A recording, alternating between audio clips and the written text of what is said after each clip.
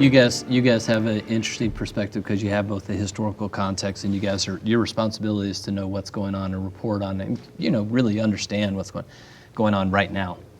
But what's Nashville? I mean, what is your hopes for Nashville? I think we are where we could expect to be given that everything is cyclical.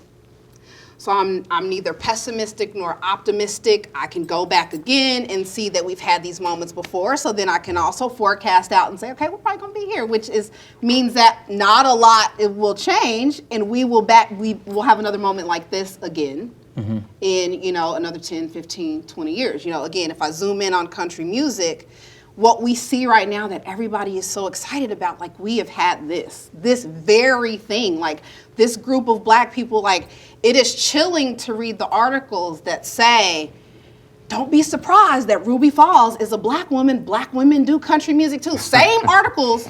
If we swap out Ruby Falls and drop in Brittany Spencer or Mickey Guyton, these articles are being written today. So I'm not optimistic, because I know that, to Jason's point, we are not changing the people in power that make the decisions. We are not giving, to Julie's point, the people that can really drive this thing on the ground. We're not giving them any resources. How are they gonna do it? They're gonna get tired eventually. I can speak from personal experience and say, yo, this junk is tiring. Like, I'd be exhausted. Like, Julie's calling me. I'm like, nah, because, like, I got to take a step back and go talk about the racism in baseball for a minute because I'm exhausted over here. Do something else, yeah. But, yeah, I mean, we have seen this all before. I think it's going to take something drastic. I think it's going to take something radical. And, if you know anything about Nashville, Nashville doesn't like radical.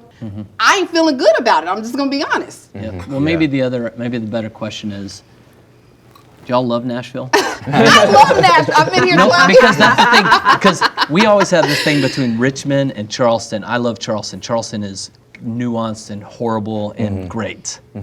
Feels like Nashville. We love it. That's why we care. Yes. But it doesn't feel like y'all don't hate. No. Let me say real quick.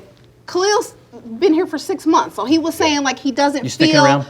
Oh yeah. He doesn't feel like he has a right to say things. I've been here 12 years. I'm gonna say all the things like I would to my brother or sister or father, mother. Like, I'm family now. Like, I'm about to call you on all this stuff because I know what you're capable of. I know your potential. I'm trying to help you get there. Yeah, absolutely.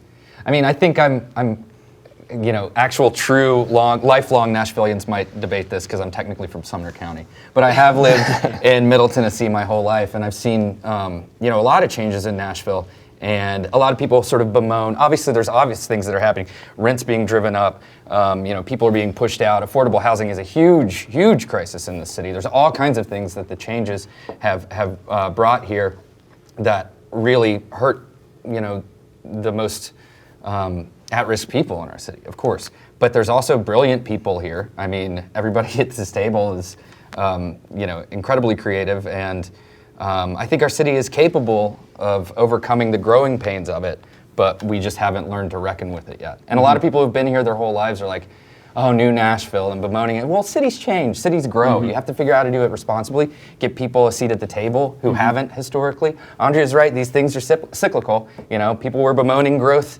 20 years ago, 50 years ago. Yeah. It's just sort of ramped up a lot in the past decade. There's so much more to explore, and we want you to join us on The Good Road. For more in-depth content, meet us on the internet at thegoodroad.tv. Hear more great stories, connect to organizations, and make sure you download our podcast, Philanthropology.